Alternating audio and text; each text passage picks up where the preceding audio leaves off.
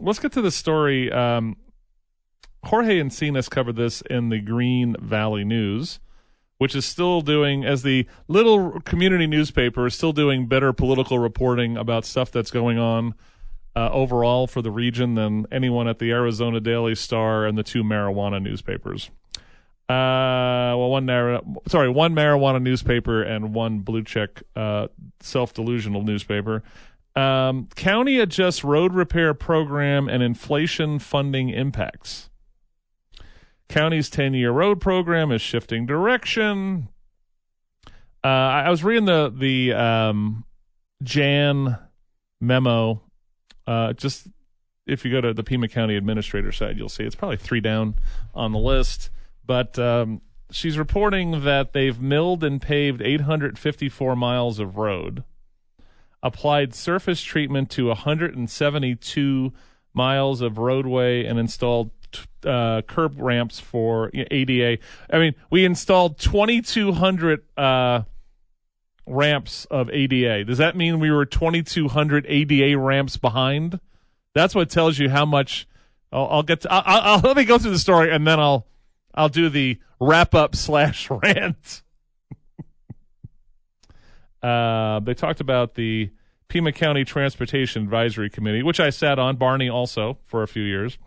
Sergio Chill was on that. Lucretia Free was on that. She might be still on there.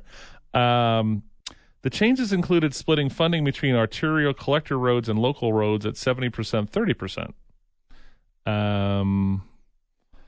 35% would go to preservation treatments. Let's see. The county says it expects to achieve a overall 74% score out of 100 on its network once the current fiscal year's repairs are finished. Yeah. Okay. So they talk about the they're moving the curve down, Chris. That's what they're doing. But so the Board of Soups advanced $50 million annually for 3 years of pay-as-you-go funding into road repairs. Now, what's really funny about when they say pay-as-you-go, they make it sound like it's some unbelievably new fiscal way of funding roads. Grand munificence. Right? Yeah. It's called paying for roads with the money you have instead of doing bond games. Their job. Right, doing their job. But I've seen Carmine DeBonis give themselves like, oh, we're doing like the spit mouth. We're doing the pay-go. Or some of these D's on the thing, right? You're like, how many tens of millions of dollars do they get per just to repair roads? Every single, how many tens of millions? Oh, well, I mean, it's got to be, they got to be bumping around 100 mil. Got to be close. Right? I mean, they're giving themselves a spit medal, right, on $50 million annually for 3 years of pay-go. That's half of what they get in HERF and VLT. But even with all of that, roads are getting fixed. I've seen some roads. We had an Airbnb for a D&D weekend on that Las Lomitas, right? It's over by La Cañada and Rudisill, over in that area. And that road literally looked like it was bombed out. Old B-52s just bombed the crap out of that place. I just passed it. It got redone. I was in shock. So all of you jackasses out there that let these roads go to hell, number one, King Huckleberry, you still suck. We called you an overpaid loser 10 years ago, and it's all come about. Now, is Jan Lesher the greatest administrator ever? Maybe not, but you know something? 28 times better than the overpaid loser called Chuck Huckleberry.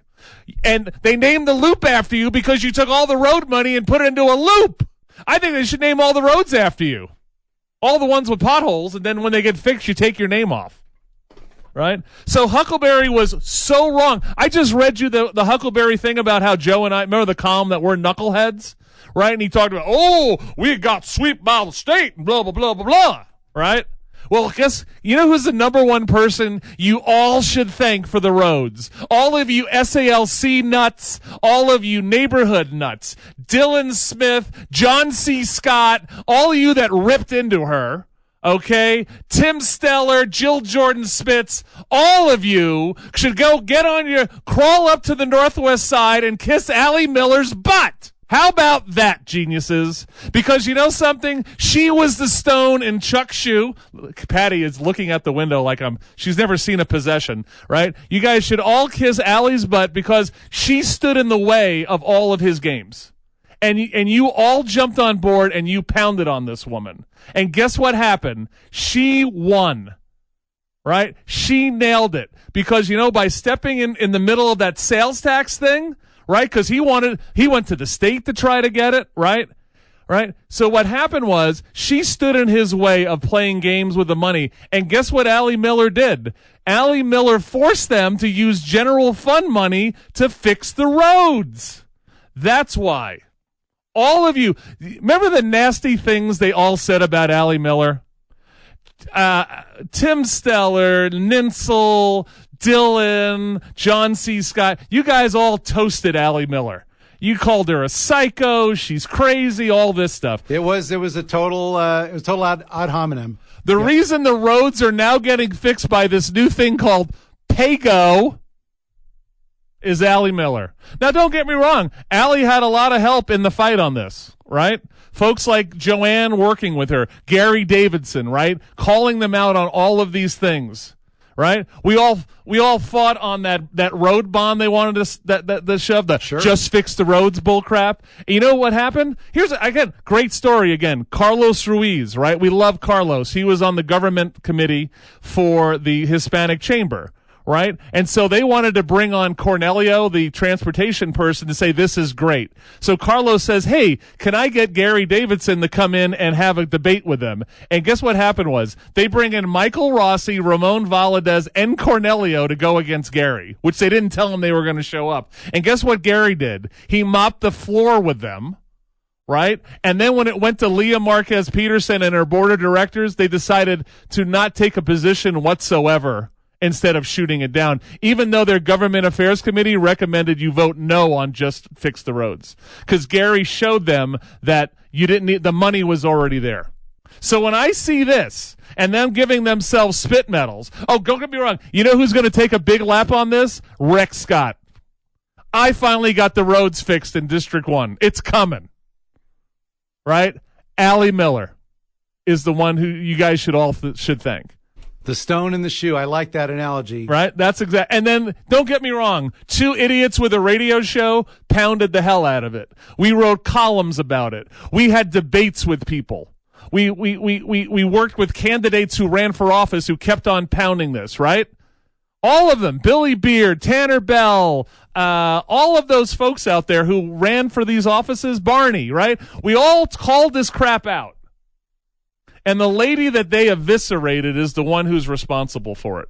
And that's the part that's amazing.